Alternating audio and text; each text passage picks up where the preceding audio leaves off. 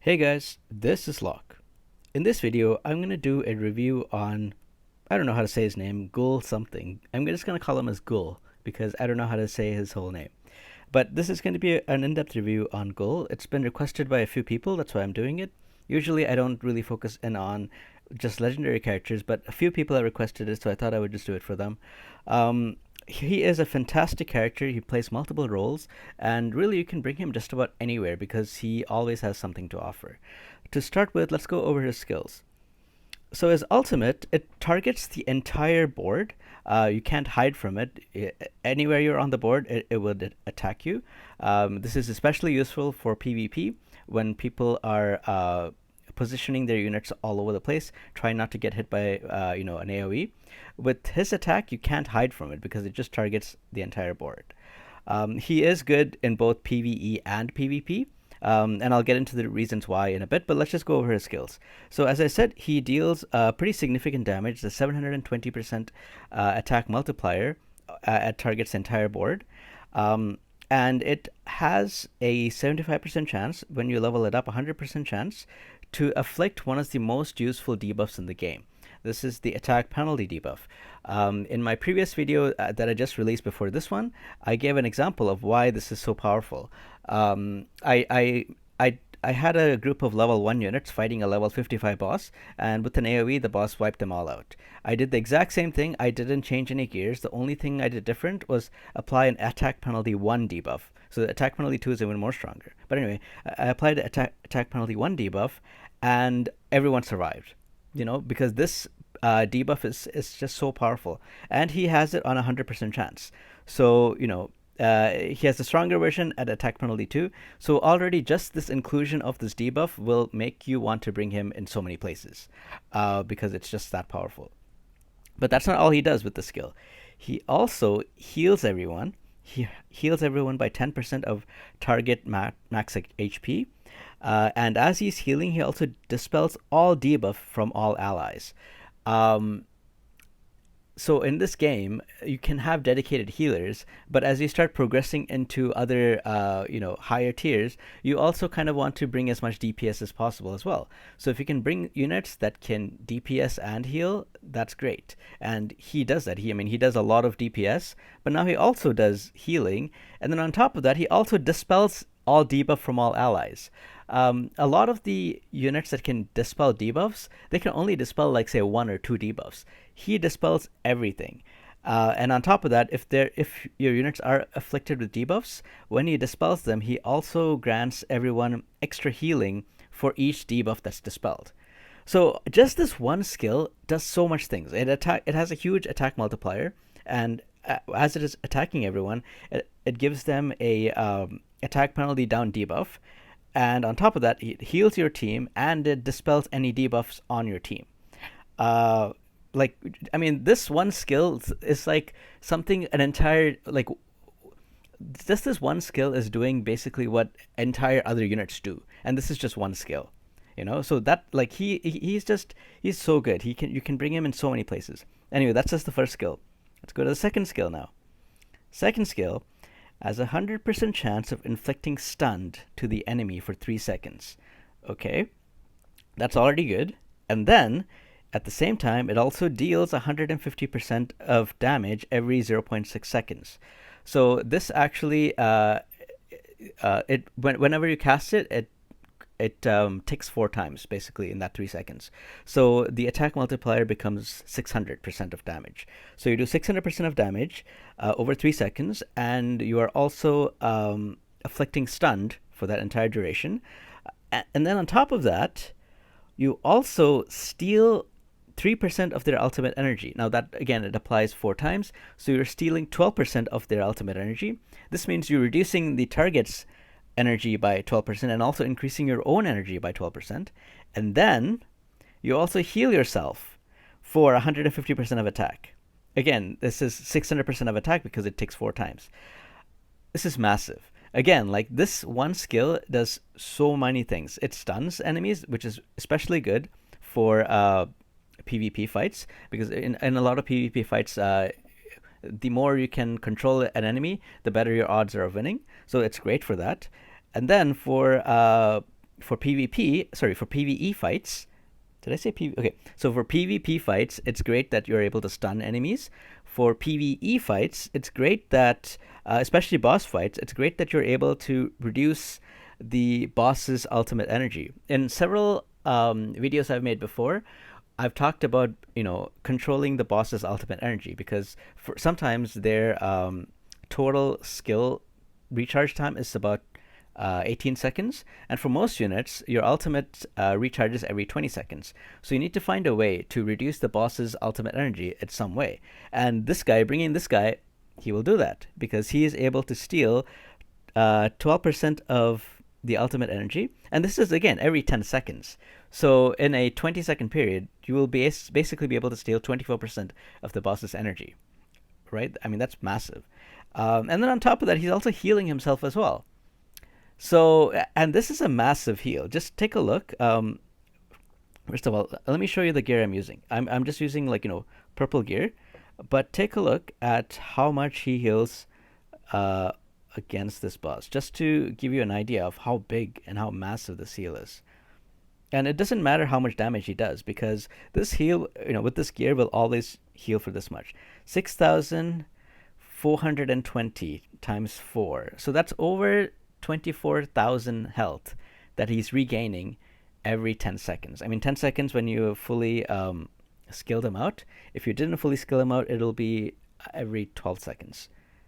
But still, I mean, that's massive, right? And this is... So even if he had just a skill that only heals himself for that much, that's already good, right? But he does so many things. And then, I mean, I just talked about both these skills and how many things they do. His passive makes these skills do even more things. So the passive, whenever a hero casts a skill on an enemy with less than 50% HP, there's a 50% chance of inflicting charmed and healing reduction for 5 seconds.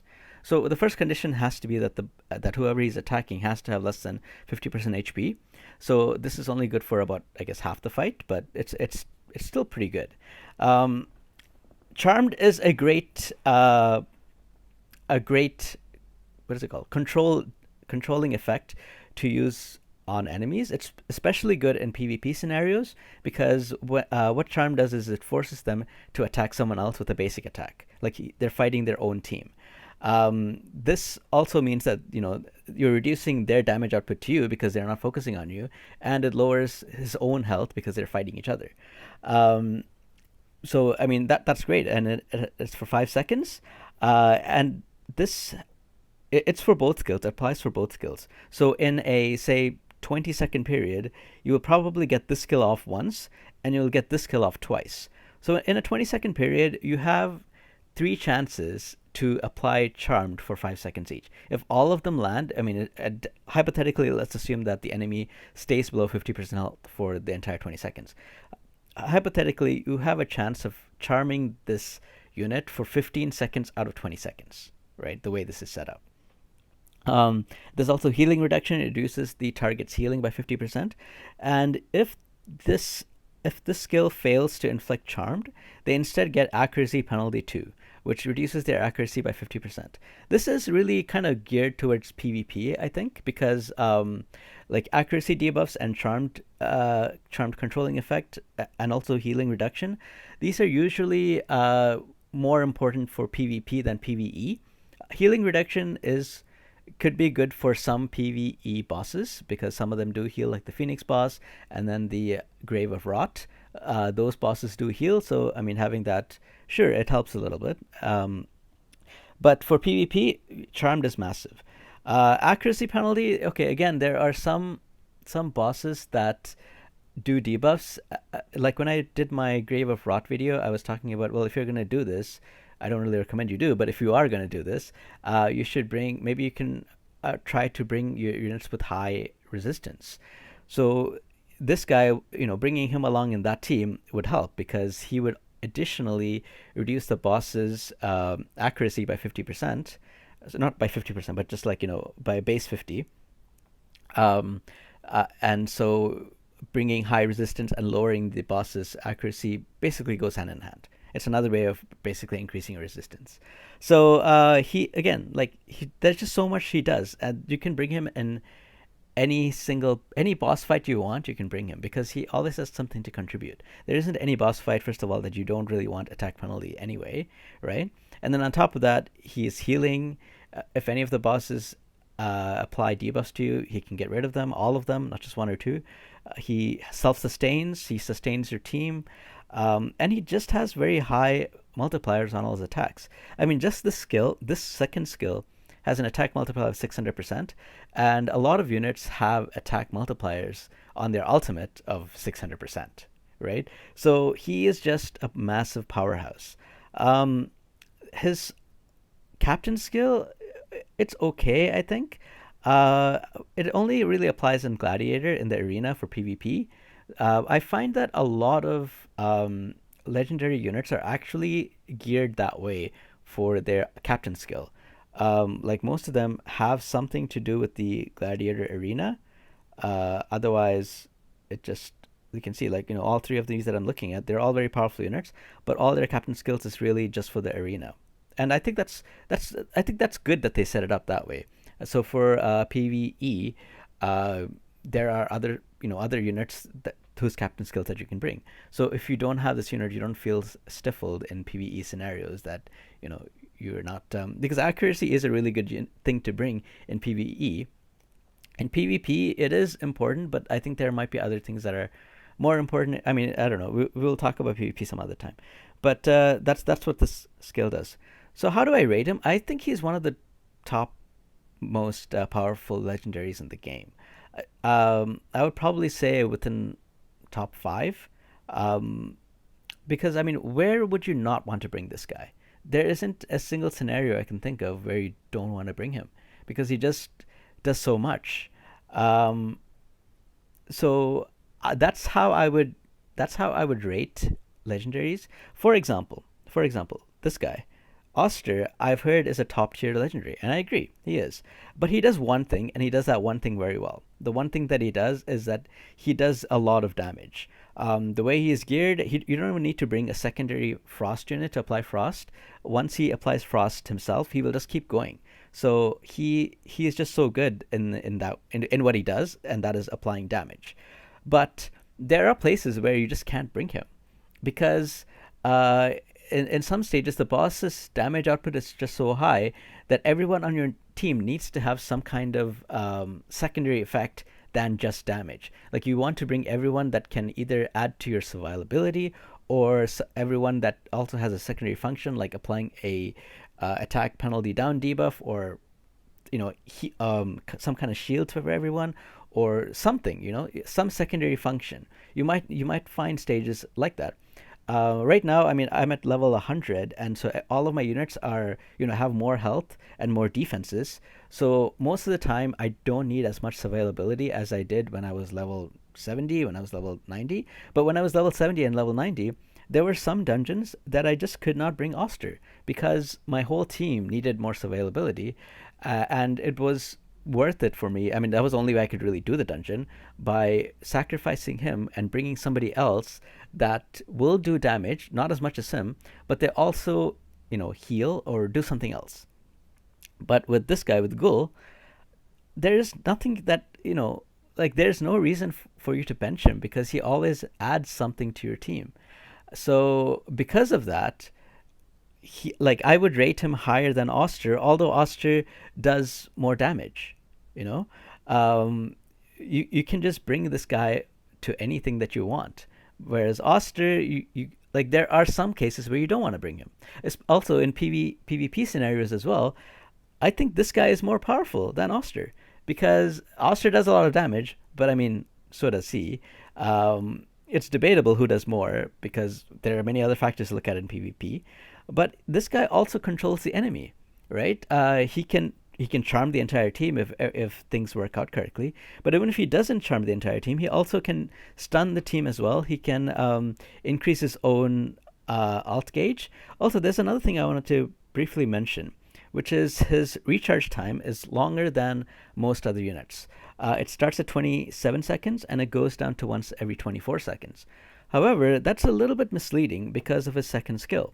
A second skill increases his ultimate gauge by 12 seconds. In a 20-second period, it increases it by 24%. So I actually found that he usually gets his ultimate off faster than anyone else. Because he's increasing his own ultimate energy by 24% every 20-second interval. He actually he actually does increase his own ultimate gauge much faster than 20 seconds from the testing that I've done. So because of that, I mean, if it started at 20 seconds, you would probably get it off like once every 15 seconds or 16 seconds or something. So that's probably the reason why they extended his recharge time a little bit to kind of bring it more in line with the others, where it's just slightly under 20 seconds. So that's my review of him. Like he is phenomenal. If you have him, I mean, you're lucky because this guy is very very powerful, and yeah, he is a top tier legendary. There are several legendaries that are just not as good as some of the epic characters, or sometimes some of the legendaries are worse than rares, even in some cases. But he is definitely one of the top tier units. If you have him, you wouldn't regret investing in him. The only possible reason that you might regret, and again, this is, you know, I don't really think so, but let me just go there for a second. The only reason you might maybe regret investing in him is when you are trying to build a 5 hero elemental affinity, because eventually, if you take a look at um, this, when you start getting into the higher tiers, like these tiers, your elemental affinity, if you have 5 people of the same elemental affinity, then you end up with 25% extra damage for everybody on your team. And whenever you max this out as well, you also reduce the damage taken by 15%. Uh, and what is this? And you also increase the crit damage by 30%. So, I mean, these bonuses here, these last 3 nodes, are massive. So, at some point, you might want to bring your entire team to have 5 elemental units that are all within the same 2 elements. But even then, I still don't think you would regret it, because there are places where you would still want to bring necrosis. One easy way, one easy thing I can suggest is right here when you're looking at the Pillar of Trials, because you will have to bring units that are ice and necrosis to do the second stage. And you have to bring light and lightning to the first, and fire and poison to the third. So if your main 5-person team is fire and poison, you still have to bring some units that are necrosis and lightning. And I think Ghoul is one of the best necrosis units out there. So I just don't really see any way that you would regret building him. He's just too phenomenal of a unit that does too many things that are really well, that you really wouldn't regret bringing him. There's one note that I want to make in regards to his heal. His heal is targets max HP 10%. So when you are, say, level 50 or level 70, maybe your entire health pool is about 20k. So in that case, he will only do a measly heal of, 2000, which is not a lot. And that is, say, once every 20 seconds, if, you know, assuming he runs the skill and it's down to 20 seconds. Um, yeah, that doesn't sound like a lot, but as your team gets stronger and stronger, and everyone's health increases, this skill's healing will also be impacted and get better. So right now, for example, my team, he heals himself for about 3,600 health. It's especially good for tanks, because your tanks are frontline, they have more health, and they're typically the ones taking a lot of damage as well. If I look at Oster, for example, he has 88,000 health. So every 20 seconds, Ghoul is healing him for almost 9,000 health every 20 seconds, right? So it is a skill that gets better at the stronger you have and the more health you have. Um, but it's not really that different from some of the other dedicated healers. Like, for example, if you look at Hexandra, right, her skill, her health, heals allies by 20% of max health. Okay, so his is about half of that, but he does so much more. So I think half of that is not bad. But it is a skill that gets better. The what's it called? The higher level you are and the more health you have. Um, there isn't any other way to increase his healing. It doesn't get better from enlightenment or anything. It's just uh, oops, that's not the one. It's just 10% max health, and then if you are afflicted with debuffs, it increases the healing by 4% more.